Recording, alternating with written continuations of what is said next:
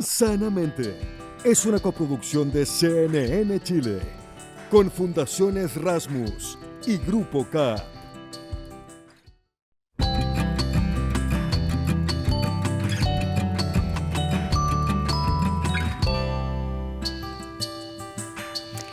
¿Cómo están? Bienvenidos, bienvenidas otra vez a este momento fantástico que es cuando empieza Sanamente. Perdón que lo diga yo, pero es que yo realmente lo creo.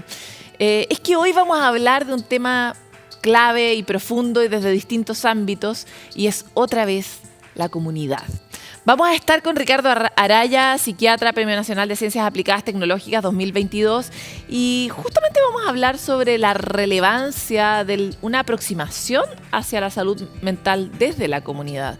Además, hablaremos con Annette Traub, que es directora ejecutiva de Fundación Familias Power, que justamente trabaja con comunidades vulnerables a escala familiar para poder cuidar la primera infancia, los más chicos, que es tan importante esa etapa para la vida de cualquier persona. Esto y tanto más, que no voy a contarles más secretos, porque comenzamos rápido con este capítulo de Sanamente.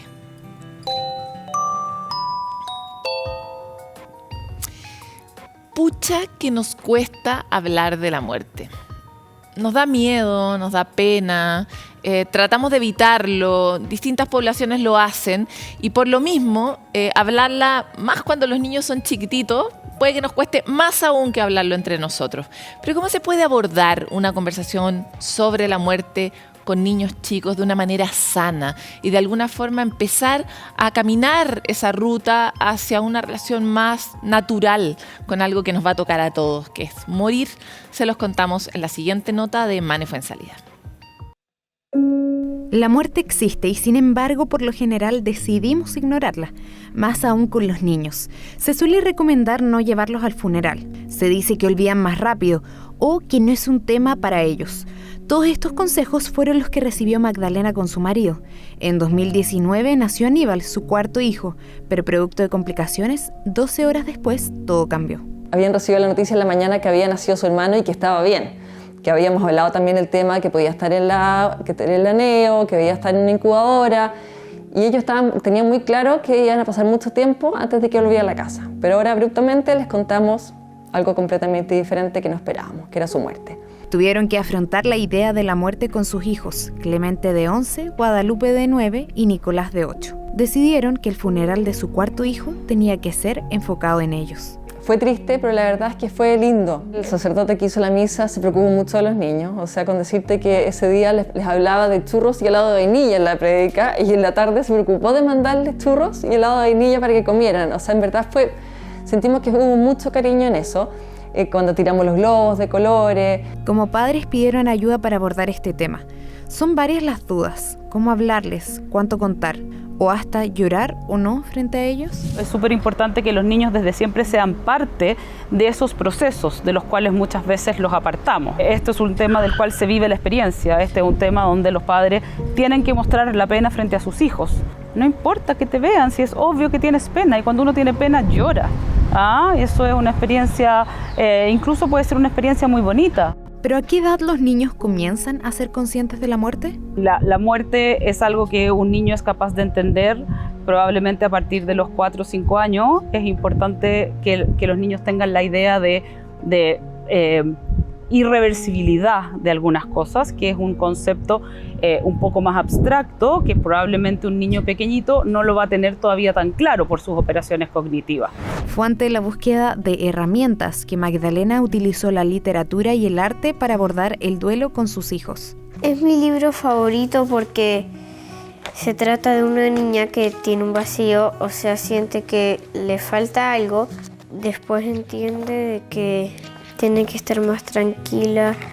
Yo antes sentía de que tenía un vacío por mi hermanito Aníbal, pero ya no, porque lo he ido superando. Dicen que los colibríes representan, cada vez que ves un colibrí es como si un ser querido que está muerto te estuviera acompañando. Es como si el colibrí sería mi hermano y es como si me visitaría. A veces la muerte puede incomodar más a los adultos que a los niños. Nuestra segunda niñita, la Lupe, hizo una actividad que tenía que hablar de las emociones. Y dentro de las cosas que ella puso o habló en clase, fue de cosas que a ella le generaban tristeza, era la muerte de su hermano. Algo que le generaba alegría y tranquilidad era el funeral de su hermano. Y nos llamaron del colegio. Y como que en ese minuto, yo como profesora y tanto como mamá, tuve una alerta. Y ahí nosotros dijimos, ¿por qué una niñita de 8 años que quiere hablar de su hermano, post pandemia, quiere hablar de la muerte? El adulto como le teme a eso. Cuando uno rinde homenaje a quienes ha querido, los mantiene siempre como en el corazón. Entonces yo creo que eso es muy bonito, como de que podemos tener pena y vivir un duelo muy doloroso por alguien que se ha perdido, pero también podemos hacer cosas creativas que nos permitan mantenernos de alguna manera conectados. Lo importante es saber que es parte del ciclo de vida y poder hablar de cómo nos sentimos. Escuchar y compartir puede ser una gran herramienta para el futuro. Creo firmemente, mirando a mis niños, que vivir un duelo a las edades que tienen y poder conversarlo con ellos les ha dado muchas herramientas para futuro, a distintos duelos que puedan tener y también empatizar con duelos que tengan otros. O sea, han adoptado herramientas y yo creo que tienen una sensibilidad que va a ser un recurso y un apoyo para toda la vida.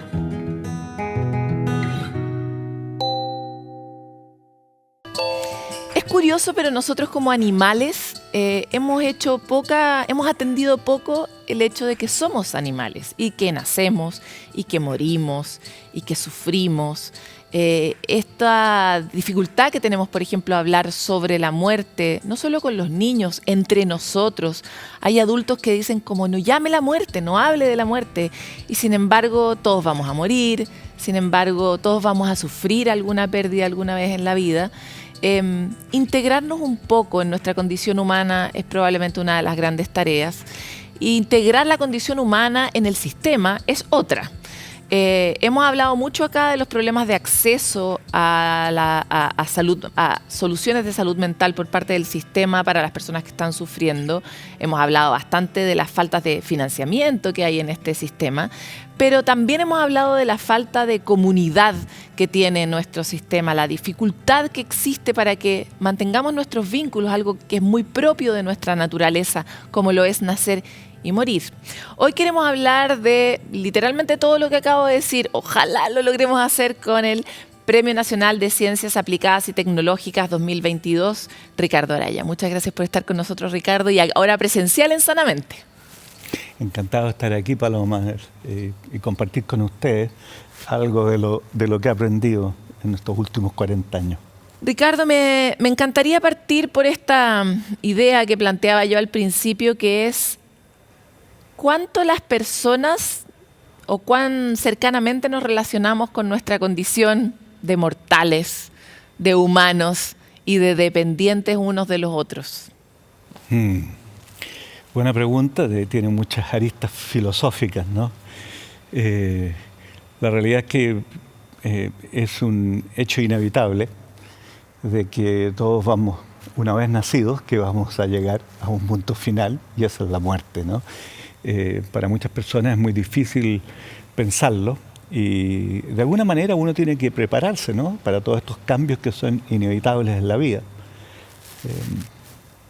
Es un desafío personal, como también de las sociedades, ¿no? Lo planteo justamente desde ese punto de vista porque da la impresión de que la estructura y el sistema en el que vivimos está muy poco preparado para nuestra condición animal y humana. O sea, está muy poco preparado para que, por ejemplo, no trabajemos, para que seamos los ancianos del sistema y dependamos, ¿verdad? Está muy poco preparado para que nos muramos, para que enfermemos. Y está muy poco preparado para cuidar la condición de comunidad, a pesar de que todos sabemos que sin la comunidad tampoco tenemos pensiones, por ejemplo. Entonces, ¿cómo te relacionas tú con esa realidad del mundo en el que estamos viviendo? Sí, o sea, bueno, está, digamos, primero cómo se relaciona uno como persona y yo como un investigador en salud mental. Eso a nivel personal, digamos. Y cómo se relaciona la sociedad, el promedio de las personas con estos temas, ¿no? Y que están estrechamente vinculados con el concepto de salud mental, digamos, que va más allá que tener un trastorno o sufrir de algunos síntomas. que tiene que ver con ese concepto que conversamos antes de esta conversación, que tenía que ver con cómo las relaciones interpersonales, de cómo uno se conecta con las cosas, ¿no? Te revisaba en una entrevista, tú planteabas que finalmente los trastornos y los más graves son como la última parte de la historia, la punta del iceberg, pero a la base de eso existen varias cosas que van minando nuestro bienestar, van doliéndonos. Aludía, por ejemplo, al hecho de que el sistema no está preparado para sostenernos cuando somos viejos o cuando estamos enfermos, ¿verdad? Es muy adverso. Si uno pudiera hacer un borrón y una cuenta nueva, sí. ¿Qué sociedad necesitamos para que enfermemos menos o para que suframos menos? Claro, o sea, si pudiera resumirlo en una palabra, tiene que ser una sociedad mucho más amigable que la que actualmente tenemos, ¿no? Y que tome en consideración todas las presiones que la sociedad ejerce sobre los individuos, ¿no? Y que eventualmente se pueden transformar en trastornos mentales. Yo creo que partiría por ahí. Ahora, dentro de eso, hace unos días tuve que dar una charla en torno de por qué se debería invertir más en salud mental. Y básicamente yo decía que existían dos argumentos. El primer argumento es un argumento económico. Y en ese sentido hay mucha evidencia que demuestra que los trastornos mentales tienen un alto costo para la sociedad. Y fundamentalmente ese cálculo se hace en base a la productividad de las personas. Y lamentablemente cuando uno entra dentro de ese tipo de argumentación, deja de lado a las personas que no son productivas, pero que existen, ¿no? O sea, y que también dependen de las productivas. Absolutamente, dependen de las productivas, pero tenemos a todos los niños, los jóvenes, digamos, que no necesariamente, o sea, su productividad quizás en los jóvenes la puedes medir en términos de lo que ellos hacen en el ambiente educacional, por ejemplo, podría. Pero en general quedan fuera de este cálculo. La productividad está básicamente medida en términos de lo que la gente que están empleadas producen o lo que dejan de producir porque tienen un trastorno mental, ya sea por licencia o por un concepto que ahora se maneja que se llama presentismo laboral, que es que tú estás en el trabajo pero no rindes con lo que debieras rendir por los problemas que tienes, ¿no?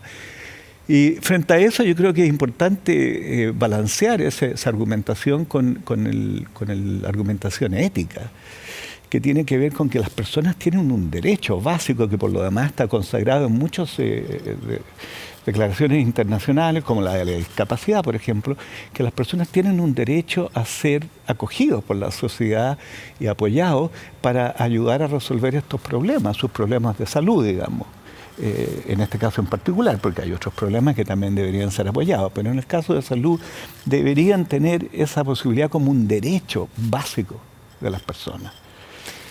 Así que es importante que no caer, digamos, en la argumentación solamente desde un punto de vista económico. De todas maneras, ahora, solo desde el punto de vista económico, igual es más rentable cuidar a la gente que no cuidarla, digamos. Sí, es más rentable, hay muchos cálculos que se han estimado que van en billones y trillones de dólares a nivel global.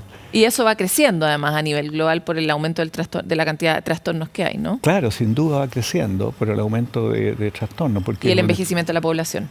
Claro, así es. Ricardo, me encantaría avanzar hacia otra conversación. Antes de estar acá, hablábamos de una iniciativa en la que tú fuiste creador, escribiste el primer paper al respecto, que es este famoso Banco de la Amistad. Nosotros aquí en Sanamente ya hicimos una nota al respecto, trayendo y mostrando cómo esa iniciativa en África había tenido un impacto muy importante. Y en súper síntesis se trata de capacitar de una forma muy sencilla y rápida a la comunidad para que la misma comunidad pueda contener los dolores de su propia comunidad, ¿no? Que si yo me siento mal pueda ir a hablar con mi vecina, que ojalá esté capacitada en esta materia, o haya un círculo de mujeres que me acojan.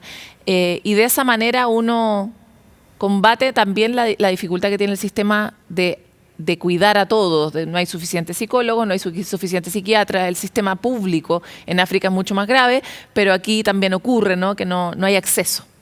Entonces, primero felicitarte y reconocerte en ese trabajo que es impresionante. Segundo, saber si aquí en Chile lo has implementado y qué resultados ha tenido esta posibilidad de que sea la misma comunidad la que sane a la comunidad. Mira, Paloma, qué bueno que me hayas hecho esa pregunta de ese alcance, porque la realidad es que muchas veces en estas semanas que he estado aquí en Chile noto mucho pesimismo, incluso dentro de mis colegas, dentro de mi ambiente, y una como dificultad para aceptar de que aquí se hacen cosas y se hacen cosas muy buenas en Chile. Ese modelo que utilizamos en Zimbabue está basado en un modelo que desarrollamos en Chile a fines de los años 90 y que hoy en día está siendo implementado en más de 15 países en el mundo. Y la realidad es que el modelo de la banca de la amistad en Zimbabue, al menos, hay muchas adaptaciones diferentes, está basado, nosotros lo que entrenábamos ahí eran, que se llamaban, son como agentes de salud comunitarios, un tipo de persona que nosotros no tenemos muy metida dentro de nuestros sistemas de salud. Y son personas legas, en su gran mayoría eran mujeres, con el tiempo se fue hablando de las abuelas, porque la mayoría de ellas eran personas que ya tenían de 50 o más años, digamos, pero no eran necesariamente abuelas, ¿no? Pero que estaban incrustadas dentro de los servicios de salud. Eso es el modelo Banca de la Amistad en Zimbabue. Aquí en Chile nosotros hicimos en los años 90 un modelo que era mucho más revolucionario y radical que ese, que involucraba, eso exactamente lo que tú dices, de qué manera integramos a las comunidades para que ellas se hagan cargo en parte de sus problemas y de manejarse mejor y apoyarse mutuamente y tratar de salir adelante, algo que es muy importante cuando estamos hablando de depresión. Y ese modelo, que lo hicimos en varios consultorios, que es el modelo original que se ha aplicado en otros países, en muy pocos lugares hemos podido como meter el elemento comunitario. Y aquí lo hicimos. ¿Dónde? Con las mujeres. Y ayer tuvimos una reunión con unas mujeres, maravilloso, en La Pintana, que ellas, después de que se recuperaron como parte del estudio que nosotros hicimos, decidieron continuar reuniéndose. ¿Hace cuánto tiempo se hizo ese 25 años atrás. Imagínate, 25 años que ellas han mantenido este sistema de apoyo mutuo, de generar redes de apoyo. ¿Y ellas siguen recibiendo más gente de la comunidad o son las mismas mujeres que se armaron como una tribu? No, empezaron con los grupos que fueron y que se mantuvieron en el tiempo y fueron aumentando el volumen, ¿no? Y eventualmente le ofrecieron este servicio a el centro de salud para que pudieran derivar mujeres que estaban siendo identificadas, primero que nada, como con depresión y posteriormente tratadas. Y en la medida que iban superando su depresión, ellas las acogían para ayudarles a mantenerse bien mentalmente. Y eso es lo que ellas hacen. Han creado un sistema comunitario para intentar mantenerse. Y esto es muy importante, Paloma, y perdona que me alargue en esto, porque la depresión es una enfermedad crónica. Y es una enfermedad crónica cíclica. Entonces tú te recuperas de un episodio agudo y puedes estar muy bien por un tiempo, pero eventualmente puedes caer. Lo más probable es que vas a tener una recaída. Por lo tanto, necesitas herramientas de continuas, no es una bicicleta. Absolutamente. ¿Y por qué no se ha replicado más? ¿Por qué un modelo así de importante y de exitoso y de barato también no ha prosperado? Bueno, es una excelente pregunta, ¿no? Y yo me la hago también a menudo. Y ayer tuvimos una conversación, fue gente que representaban a la municipalidad y como que hubo como un descubrimiento. Bueno, las municipalidades, las autoridades van cambiando con el tiempo, se pierden todas estas experiencias, toma tiempo antes que ellos vuelvan a reenterarse de qué es lo que se hace en la comunidad. Ricardo, si hoy día estuvieran escuchando otros municipios o incluso gente del Ministerio de Salud, este modelo uno lo puede sacar de un lugar y puede implementarlo en algún lugar. O sea, me refiero, yo lo quiero hacer en mi municipalidad. ¿Cómo lo hago? Claro, o sea, la conversación derivó ayer en torno a esto porque la municipalidad dijo, tenemos que multiplicar esto. Por supuesto. Tenemos que tener, ustedes son un grupo, ¿por qué no tenemos 20 grupos o 50 grupos en nuestra municipalidad? Y me pareció excelente la idea. Claro, pero me refiero, ¿hay como un manual, una metodología que uno puede tomar en algún lugar para poder implementarla en otro? Absolutamente, no solo hay un manual, pero hay una experiencia aprendida en 25 años de que estas mujeres están dispuestas a transferir a otras personas, porque hay muchas cosas que tú no puedes meter en un manual, pero sí puedes O sea, transferir ellas ese podrían ser conocimiento. tutoras de otras municipalidades que quieran expandirlo. Esa sería mi receta. Ricardo, me gusta mucho el experimento en particular, porque si bien pareciera que es una manera de resolver las falencias del sistema, es también una manera de recuperar algo que nos es propio, que es, históricamente, tuvimos aquí a una paleoantropóloga muy interesante que hablaba de vestigios del origen del tiempo, más de 10.000 años, 13.000 años, donde se veía, por ejemplo, que en los huesos de esa persona alguien se había preocupado de cuidarlo, se había quebrado una pierna, por ejemplo. Y en esa época, en ese momento, esa persona con una pierna quebrada habría muerto seguro, digamos. Pero no, pues alguien la tomó y la cuidó y por eso esa persona pudo morir varios años después con una fractura y se pudo recuperar, ¿no? El hecho de que en el origen del tiempo nos cuidábamos y éramos totalmente conscientes de que estábamos unos a cargo de otros.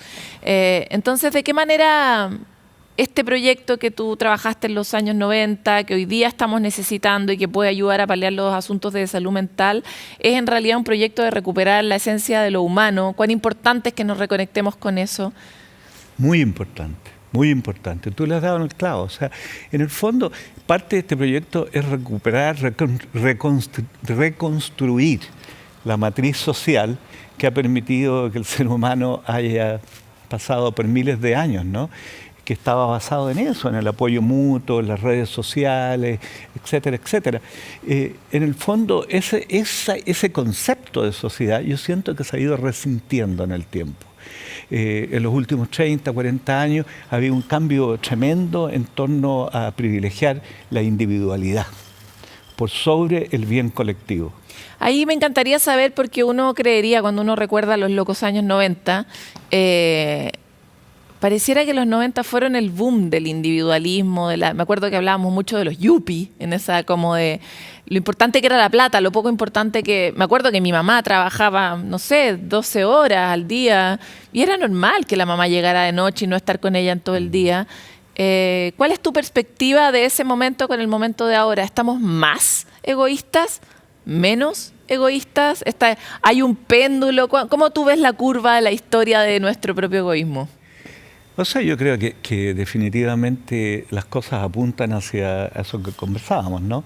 A favorecer la individualidad por sobre lo colectivo. No hay duda. Estamos más o menos, no lo sé en realidad. Yo creo que todo, en parte, digamos, eso ha salido aquí, los trapitos al sol, ¿no? En parte por también la pandemia, ¿no?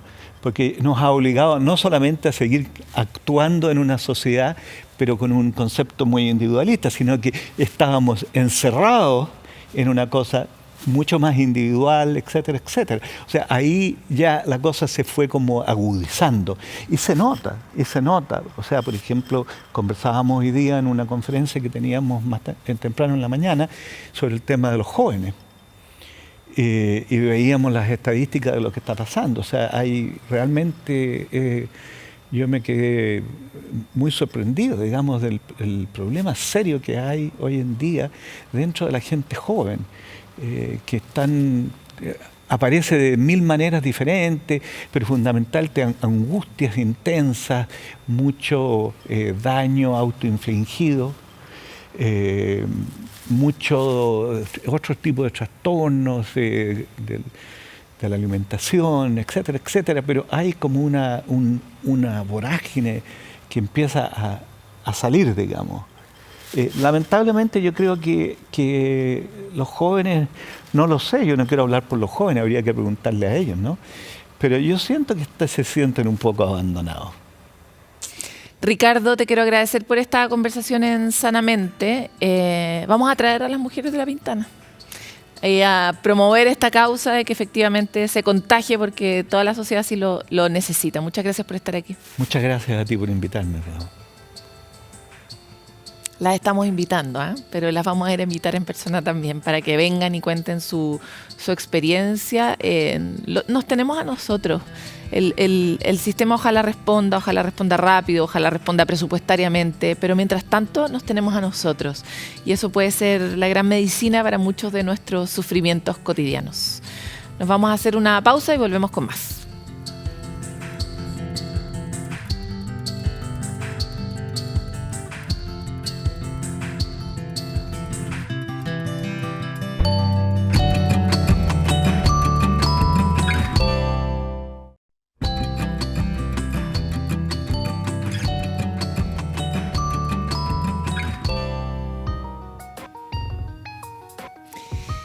Ya lo hemos visto, la pandemia, el estrés, el encierro, son algunas de las razones que han aumentado el impacto en las consultas de salud mental por parte de madres embarazadas y especialmente en etapa perinatal, que se han disparado muchísimo. O sea, esta es una etapa muy frágil, pero por supuesto con estos alicientes como fue la pandemia, el encierro y el estrés al que hemos estado sometidos todos, han aumentado.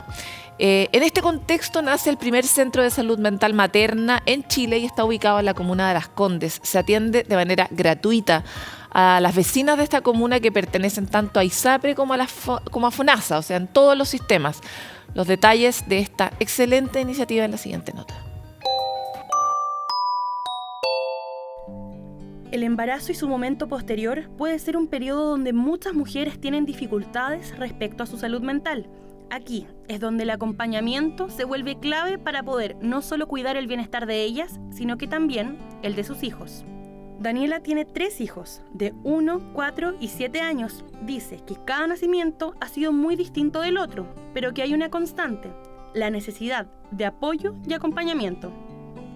Uno en el embarazo puede que no tengas ninguna complicación, pero después cuando nace tu primer hijo tienes que adaptarte a una vida diferente, que es muy bonito, sí, pero cambia harto y muchas veces necesitas ayuda, necesitas apoyo. Tomando en cuenta el alza de consultas de salud mental y de la prevalencia de síntomas de depresión y ansiedad en mujeres en esta etapa de su vida, la Municipalidad de Las Condes inauguró el primer centro de salud mental materna en Chile. Chile cruza una gran crisis de salud mental donde nosotros sabemos que al menos 1 de cada 4 personas en el país tiene algún trastorno y en general lo hemos invisibilizado. Pero esa invisibilización es aún más fuerte cuando está en el periodo del embarazo o en el posparto. ¿Por qué? Porque en general se asume que la única emoción que puede circular cuando una mujer está embarazada o después de haber tenido un hijo es la felicidad.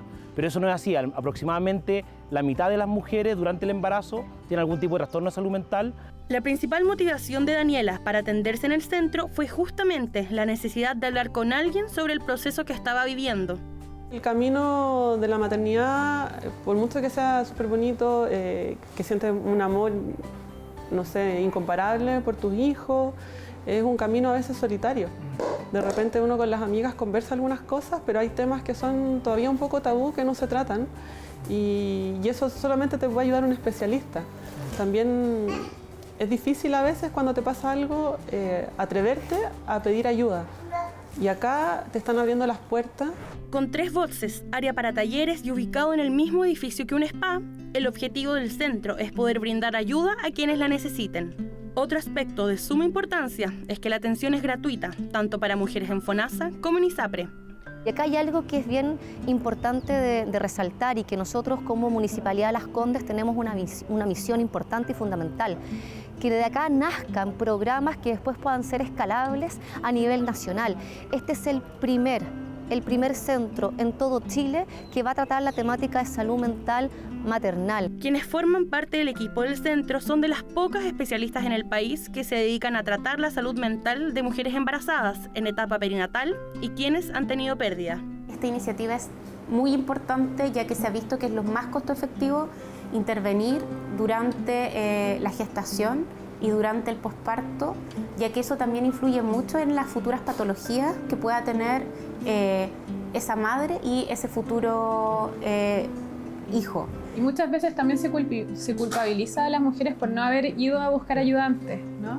Pero no se entiende de que muchas veces es necesario que haya otros también que estén ahí para que te ayuden a detectar eso, o también la información que puede haber alrededor para saber que necesitas algún tipo de ayuda.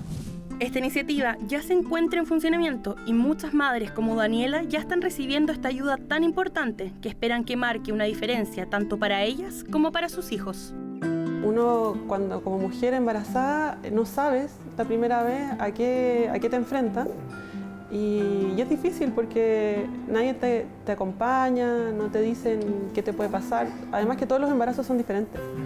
Entonces tú, aunque ya hayas tenido un hijo, necesitas en el segundo o tercer embarazo también una guía que te acompañen, tanto nutricionistas, psicólogos o kinesiólogos que hay acá en el centro, hay de todas las especialidades para poder ayudarte, y es un apoyo súper grande porque también puedes tener un embarazo más acompañado y sentirte un poco más segura también.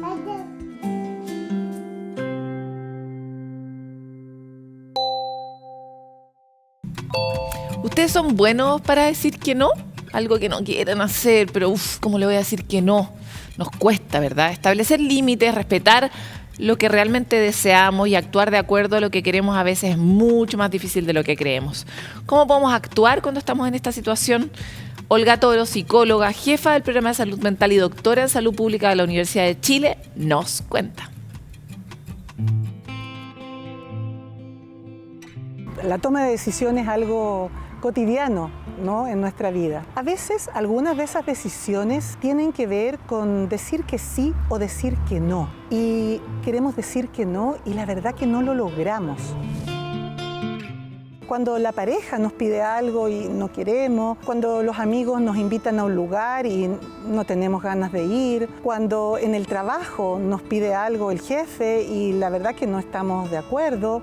¿Por qué me cuesta tanto decir que no si es lo que siento, si es lo que pienso? Una de esas razones tiene que ver con una sensación de culpa, de sentir que no estamos siendo buenas personas o que podríamos decepcionar a quien nos está pidiendo algo si le decimos que no. No queremos perder o su confianza o su aceptación o incluso su cariño.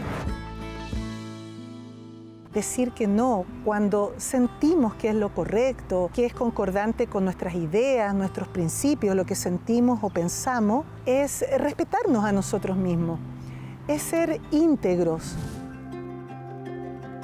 Para poder superar estas barreras que tenemos, cotidianamente uno puede empezar a probar y ponerse pequeñas metas e imaginarse la situación previamente. Y cuando nosotros explicamos nuestras perspectivas y nuestro fundamento, habitualmente se comprende nuestra posición. Te vas a ir dando cuenta que nada terrible ocurre y que la mayoría de las veces las personas van a entender tu posición. Verás qué satisfactorio se siente.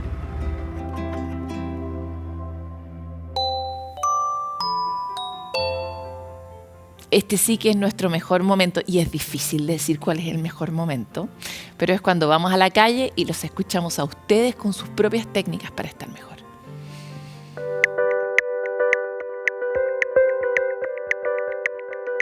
Mi nombre es Pedro Mata, soy venezolano, me dedico, actualmente estamos con mi esposa en una pequeña pyme. Estábamos trabajando muy bien mientras la pandemia estaba porque mucha gente ya no salía y todo lo compraban a través del internet. Y cuando bajaron las ventas, el estrés llega porque llegan las cuentas a fin de mes y uno, por supuesto, tiene que pagar, pues. Eso afecta la salud mental de uno. Me ocupo, en las mañanas hago algo de ejercicio, cada vez que puedo salgo a caminar. El caminar, por supuesto, libera, ¿sabes? No sé, sé que hay una sustancia que libera, que te da esa libertad y esa sensación de alegría que encerrado no la tengo, pues. Mientras estoy encerrado, estoy pensando cómo hacer la plata, cómo llegar a fin de mes y por eso salgo a caminar, pues. El caminar me libera un poquito ese pensamiento.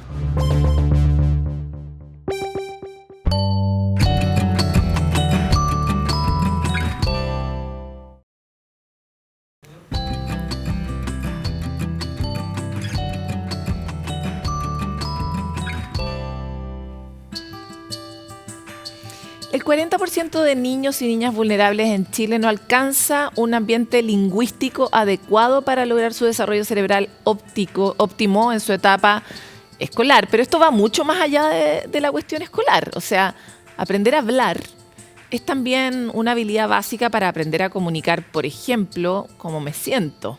Aprender a hablar es una herramienta para conectarme con otro y encontrar, por ejemplo, un amigo. Y por lo tanto es tan importante la habilidad del lenguaje, no es solo cognitiva, no es solo simse, por decirlo de alguna manera, sino que es una habilidad básica para la sociabilidad. ¿Qué está pasando y cómo se empeoró este escenario después de la pandemia?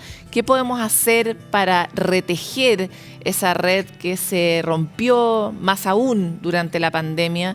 ¿Cómo podemos cuidar la primera infancia mejor en Chile? Para hablar de esto, estamos con Anne Traub, directora ejecutiva de la Fundación Familias Power. Muchas gracias por estar aquí. Muchas gracias por la invitación, Paloma. Lo dije mal, ¿es Anne o Anne? Anne. Ah, perfecto. Bienvenida. Muchas gracias. Quiero partir avanzando un poco sobre esta idea de por qué ustedes como fundación están tan preocupados del asunto del lenguaje y la lectoescritura en general. Mira, la verdad es que es una buena pregunta y la lectoescritura y el desarrollo del lenguaje son un tremendo predictor para el desempeño posterior de un ser humano en lo académico, en lo social, etc. Entonces, si partimos con una mala base en edad temprana, que es cuando además se producen los mayores desarrollos neuronales en el ser humano, se producen en la primera infancia. Es cierto que siguen avanzando en el tiempo y hay ventanas en la vida en que también te producen otros momentos en que hay buenas conexiones neuronales y de desarrollo de todo lo que es el sistema psicomotor. Pero la primera infancia es clave. Y tener en la primera infancia un buen desarrollo de la comunicación a edad temprana, un buen desarrollo del lenguaje, genera que en la vida te vaya mejor y que tu trayectoria educativa se da mejor. Y otra cosa, tú lo dijiste súper bien recién, ¿cuánto le cambia la vida al ser humano cuando logra comunicarse? Un niño cuando logra decir más palabras, cuando logra poder relacionarse con sus padres de una mejor manera, más fluida o con terceros, es un niño que también le bajan los niveles de estrés. Lo vemos siempre, un niño cuando logra y dice sus primeras palabras y cuando va avanzando en su vocabulario, es un niño que está siendo cada vez más integrado y se siente más parte también de su familia, de su entorno, de su sociedad. Me encanta lo que estás diciendo porque vemos mucho en la sociedad que de alguna manera lo que esperamos de los niños, y lo revisábamos antes en una entrevista con Felipe Lecalenier, es que los niños estén como tranquilitos, como calladitos, como que no molesten al plan de los adultos. Y sin embargo, más bien lo que los niños parecen necesitar es lo contrario, ¿no? Es que nosotros estemos atentos en este momento tan importante para su desarrollo de estimular y acompañar de la mejor forma esos logros que necesitan tener para poder conectar bien su cerebro y encontrar nuevas habilidades para la vida. ¿Cómo ves tú la manera en que estamos haciendo sociedad? ¿Y cuáles son los principales errores de la crianza en ese sentido en la primera infancia? A ver, lo primero, rescatar lo que dices. Me parece tremendamente acertado el que tenemos que hacer ciertos cambios. Creo que hemos ido avanzando en ciertos paradigmas. Por ejemplo, cuando nosotros éramos chicos, comíamos en un lugar distinto o tratábamos de usted a muchas personas o no teníamos la libertad de expresarnos delante de otros como lo hacen hoy día ya nuestros hijos. Ahora bien, esto no ha ido avanzando tanto a nivel socioeconómico, cultural. O sea, todavía es peor en sectores más vulnerables. Exactamente, todavía nos queda mucho por avanzar. Creo que tenemos una tremenda deuda con la primera infancia, una deuda desde el tema presupuestario a nivel país, una deuda en cuanto a entender que la estimulación temprana es clave para el desarrollo posterior. Tenemos que también hacernos cargo de las habilidades sociales y emocionales de nuestros niños. Hay ciertas habilidades que si no se desarrollan a edad temprana pueden no llegar a desarrollarse nunca. Por ejemplo, el autoestima, por ejemplo, el autocontrol, por ejemplo, la seguridad. Yo siempre digo que nosotros somos, cada uno de nosotros hoy día es lo que es por lo que vivió o por lo que sintió o por esos afectos que llegó a recibir los primeros años de vida. tan importante es tener al menos un referente emocional, un adulto que te propicie, que te entregue ese colchón de afectos que te permita volar lejos, lo más lejos que tus sueños se lo propongan. Ya, me encanta lo que estás diciendo porque tú no dices una mamá o un papá, tú dices un adulto significativo en el fondo. Porque hay muchos lugares donde no hay una mamá o un papá. Hay lugares donde no hay ni mamá ni papá. Hay lugares donde esas personas están, pero están realmente entregadas al sistema trabajando para tratar de sostener, y muchas veces son las abuelas, los abuelos, la vecina, la prima, alguien que cumple esa función. ¿Cómo ustedes trabajan en esos entornos? ¿Cómo eligen a esa persona? Y cómo cualquier persona puede ser esa. Lo digo también porque por el rol social, ¿no? Todos somos responsables de los niños que no tienen esa posibilidad. Exactamente, y ojalá todos también impulsemos la primera infancia, porque estos niños, si viven en unos contextos, en un lugar, todos nuestros niños en general, o sea, esto es transversal. Si los niños viven en ambientes seguros, en ambientes contenidos y en ambientes con amor, van a ser adultos que van a volar lejos, como te decía, van a poder sacar al máximo todo lo que llevan dentro, van a tener más seguridad, más cariño por el resto, van a ser más compasivos con otros. Y claro, pero ponte tú que yo vivo en un entorno donde no hay seguridad, no hay amor, no hay contención, pero hay una vecina que me cuida. Maravilloso, y ojalá que esa vecina esté ahí y sepa, y por eso nosotros también entrenamos no solamente a las madres, sino que nuestras madres ahora están haciendo trabajos comunitarios. ¿Por qué? Te cuento un poco lo que hacemos. Nosotros durante un año acompañamos a una familia que tiene un niño en edad preescolar de entre 3 y 4 años y estamos en esa casa haciendo, por un lado, desarrollo de habilidades sociales, emocionales y cognitivas en el niño, propiciando este desarrollo. Por otro lado, entregándole al cuidador principal, que no nos importa quién sea, que haya un cuidador principal, que este niño tenga un referente emocional, que haya un adulto significativo, y con él nosotros trabajamos habilidades parentales, pero también empoderamiento. Y lo más importante que se produce aquí es un efecto vincular. En esa casa que nosotros la tomamos en marzo, en la mayoría de ellas en diciembre son mamás mucho más comprometidas, que no te digo que no eran antes, pero que aprendieron a relacionarse mejor con sus hijos, niños con más hábitos, con más rutinas, con mejores horarios, con menos pantallas, y lo más importante, el estrés que pudo haber habido en esa casa al principio, que está ligado a temas económicos, a hacinamiento, a allegamiento, a incertidumbre laboral, empieza a bajar, y no es porque les solucionemos el tema laboral, porque hay más herramientas, porque hay más herramientas, y tú te das cuenta que hay más herramientas porque las casas empiezan a estar más iluminadas, las mamás te reciben a los horarios que tienen que recibirte, el niño está muy bonito, peinadito cuando llega su tutora personalizada. Este programa es 1 a 1, tomamos de a una familia con una monitora y tienen un tiempo exclusivo para ellos 2 veces a la semana, 30 minutos. Ya mira, nos queda muy poquito tiempo, entonces quiero saber, si uno se quiere capacitar, ¿existe alguna posibilidad de que se pueda inscribir en algún lugar o algo así? O bien, esto es un programa más bien municipal. ¿Cómo opera para que la gente que nos está escuchando y que eventualmente tiene la iniciativa de convertirse en una familia de estas características pueda hacerlo? Mira, las familias las seleccionamos, para ser parte de este programa tienen que ser del 40% más vulnerables, y las seleccionamos a través o de los consultorios, de los municipios, de los colegios, con los prekinder, los kinder, llegamos a la familia beneficiaria.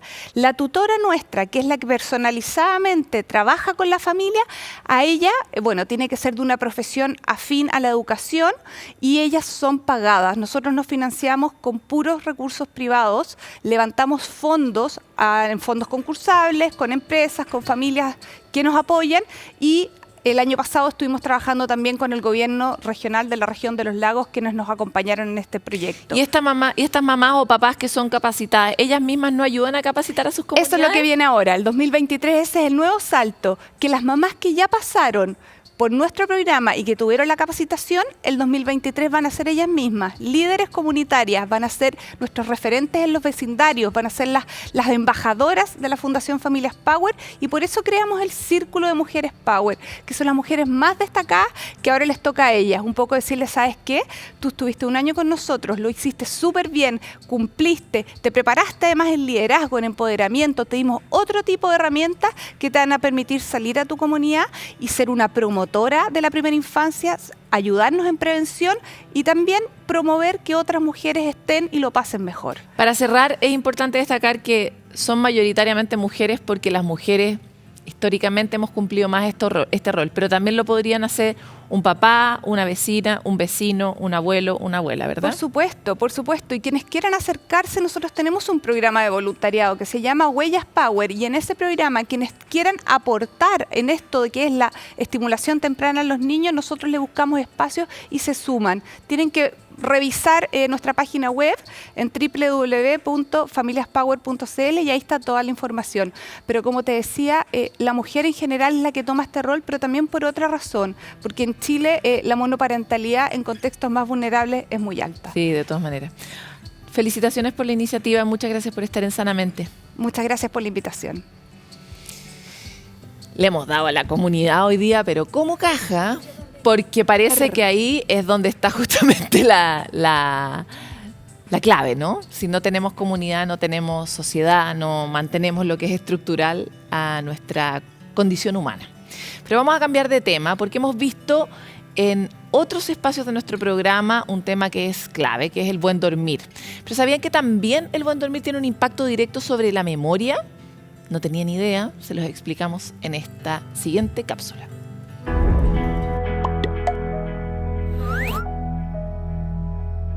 Acostarse, cerrar los ojos y dormir. Una actividad diaria que debemos cuidar. Tener una buena noche es beneficioso en muchos aspectos y uno de ellos es mantener la memoria sana. Mientras dormimos, nuestro cerebro, a través de la sinapsis neuronal, reproduce y almacena acontecimientos diarios como recuerdos a largo plazo y desecha los que no considera necesarios. Cuando no logramos las entre 7 a 8 horas de sueño recomendadas, no hay el tiempo suficiente para que ocurra este proceso de forma correcta. Además, múltiples estudios han demostrado que mientras dormimos, eliminamos la proteína beta-amiloide, cuya acumulación está relacionada con la formación de placas de proteínas presentes en pacientes con Alzheimer. Para cuidar de nuestro sueño, podemos seguir ciertos consejos como respetar un horario diario, no acostarse de inmediato luego de comer, crear un ambiente fresco, oscuro y sin ruido. Acciones que ahora sabemos no solo nos ayudarán a lograr una buena higiene del sueño, sino también a cuidar nuestros recuerdos. Hasta aquí llega este programa de Sanamente. Hemos hablado tanto de cómo la comunidad es esa píldora que necesitamos todos tomar para sentirnos un poco más felices. El rol que podemos tener en la infancia de un otro que tal vez a veces lo vemos un poco abandonado, que a veces no tiene una mamá o un papá que estén presentes, una familia, y sin embargo uno puede tener un gesto de cuidado permanente que permita que un niñito chico pueda desarrollar las habilidades que necesita gracias a que recibe amor y atención de otra persona, de un adulto significativo. Hablamos de esto, hablamos de cómo podemos tejer esta red que nos une inevitablemente desde que nacemos, pero que hemos olvidado porque el sistema, porque la vida se pone difícil, y sin embargo es ahí donde sabemos que podemos descansar y donde nos podemos sostener. Una de las iniciativas que nace en esta línea es Línea Libre, un espacio donde distintas personas pueden tener un apoyo psicológico dirigido a niños, niñas y adolescentes. Aquí van a poder ser atendidos por psicólogos capacitados para contener, para orientarlos, para intervenir en momentos de crisis cuando realmente creen que no hay una salida. Aquí hay una salida, hay una voz al otro lado y hay un camino que se puede iniciar. Tomen ese camino o recomiéndeselo a alguien. Si quieren saber más sobre esto, pueden llamar al 1515 o ingresar al sitio web www.linealibre.cl. Sigamos siendo comunidad y nos vemos en otro capítulo de Sanamente.